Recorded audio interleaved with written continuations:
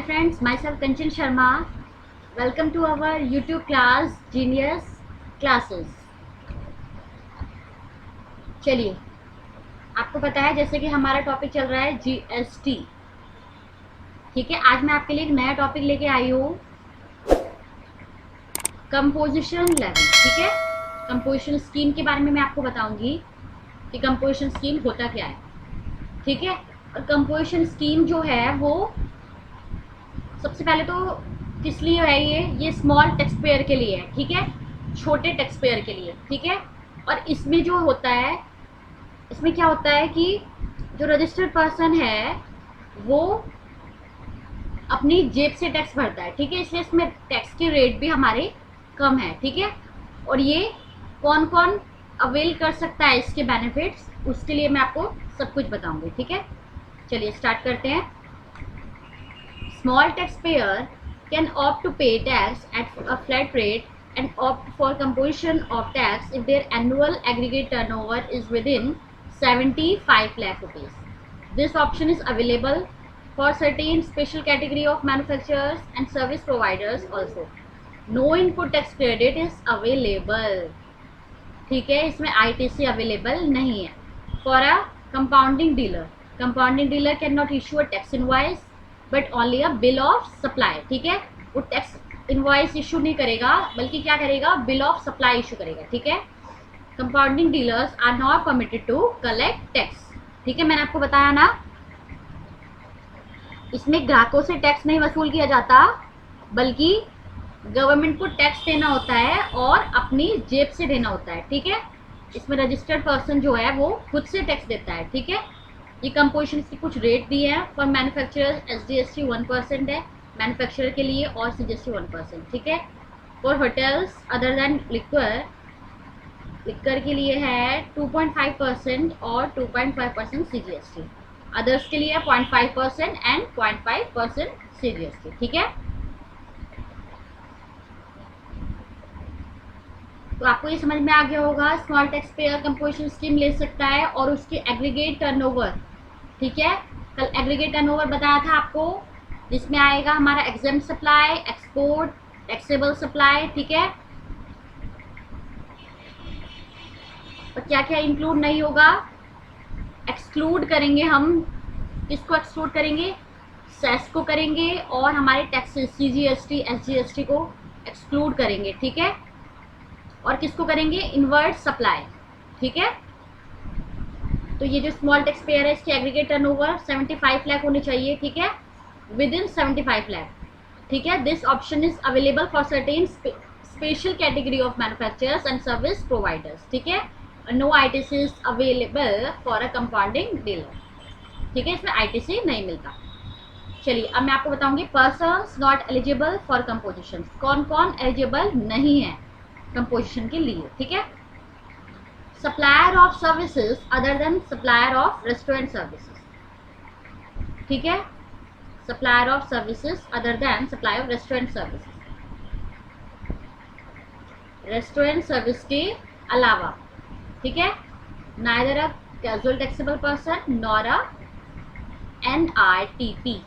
ना ही तो वो CTP होना चाहिए और ना ही वो NRTP होना चाहिए. ठीक है, कल मैंने आपको CTP और NRTP बताया था.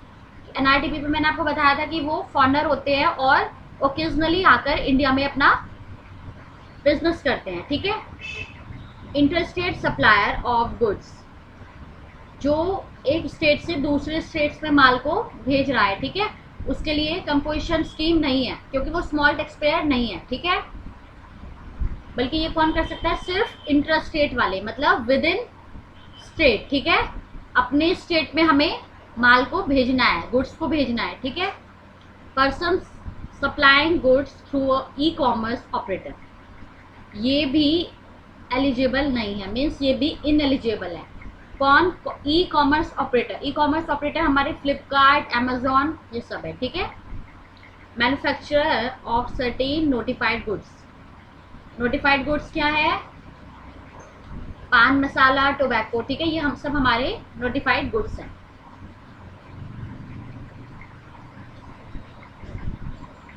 Return of a composition dealer. Composition dealer वालों को कौन सी रिटर्न फाइल करनी है, एक composition dealer instead of filing monthly return, वो मंथली रिटर्न फाइल नहीं करते बल्कि कौन सी करते हैं, क्वार्टरली रिटर्न फाइल करते हैं, ठीक है। और उसका रिटर्न का नाम क्या है, GSTR4 with in 18 days after the end of such quarter, ठीक है। 18 तारीख को रिटर्न फाइल की जाती है इन GSTR4, ठीक है।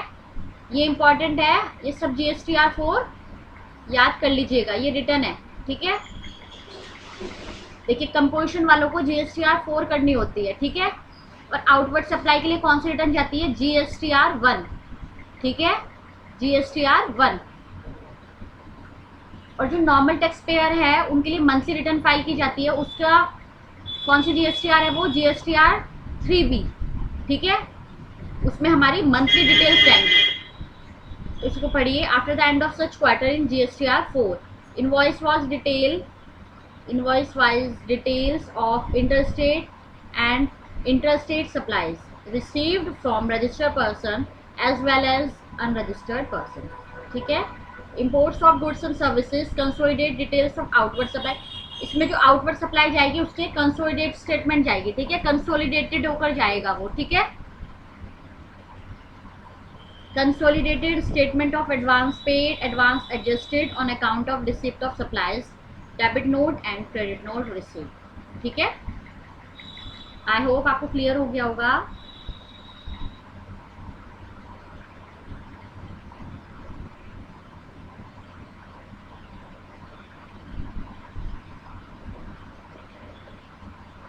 देखिए अब कंडीशंस क्या है हमारी फॉर कंपोजिशन के लिए, कंडीशंस क्या है हमारी, शर्तें क्या क्या है। With respect to migrated dealer the goods in stock should not have been purchased on interstate basis, imports, stock transfer, ठीक है। जो गुड्स है वो इंटरस्टेट नहीं होना चाहिए, मतलब इंटरस्टेट हमने परचेज नहीं किया होना चाहिए, ठीक है। मीन्स एक स्टेट से दूसरे स्टेट्स में परचेज नहीं किया जाना चाहिए, बल्कि अपने ही स्टेट में, विद इन स्टेट्स, उसको बोलते हैं इंट्रा स्टेट, ठीक है। इंटर स्टेट होता है आउटसाइड स्टेट, ठीक है, और इंट्रा होता है विद इन स्टेट, ठीक है। तो इंटर स्टेट नहीं होना चाहिए, ठीक है, एक स्टेट से दूसरे स्टेट में नहीं होना चाहिए। The goods in stock must not have been purchase from unregistered dealer, ठीक है। रजिस्टर्ड डीलर से ही परचेज करेंगे, अनरजिस्टर्ड डीलर से नहीं करेंगे, क्योंकि उसके पास, क्यों नहीं करेंगे, क्योंकि उसके पास क्या नहीं होगा, GST नहीं होगा उसके पास, ठीक है। And if purchase tax has to be paid under reverse charge mechanism, composition dealers have to, reverse charge mechanism में क्या होता है, मैंने बताया था आपको, उसमें जो है रिसिपिएंट टैक्स पे करता है, ठीक है। फॉरवर्ड चार्ज में कौन करता है, सप्लायर टैक्स पे करता है, ठीक है। Composition dealer have to issue bill of supply instead of bill of invoice, ठीक है। वो बिल ऑफ सप्लाई इशू करेगा कौन, कंपोजिशन डीलर, ठीक है। वो बिल ऑफ इनवॉइस इशू नहीं करेगा, ठीक है। In the bill of supply such dealer should mention composition taxable person, वो उसमें मेंशन होना चाहिए कि वो कंपोजिशन टैक्सेबल पर्सन है, not eligible to collect tax, और एलिजिबल नहीं है कलेक्ट टैक्स करने के, ठीक है। टैक्स को कलेक्शन करने का, टैक्स को कलेक्ट करने के लिए वो एलिजिबल नहीं है, किससे, ऑन सप्लाईज पर, ठीक है। और फिर वो एक मेंशन करेगा, ये ऊपर आ गया कंपोजिशन टैक्सेबल पर्सन, ठीक है। Mention the words composition taxable person, ठीक है। कैंसिलेशन ऑफ रजिस्ट्रेशन, कैंसिलेशन कब होगा, कल मैंने बताया था कि उसने 3 कॉन्जिक्यूटिव टैक्स पीरियड में रिटर्न फाइल नहीं की, ठीक है। 3 कॉन्जिक्यूटिव टैक्स पीरियड, ठीक है, उसने 3 कॉन्जिक्यूटिव जो टैक्स है, मतलब वो रिटर्न ही फाइल नहीं की उसने, ठीक है ना, तो उसका रजिस्ट्रेशन जो है वो कैंसिल हो जाएगा, ठीक है।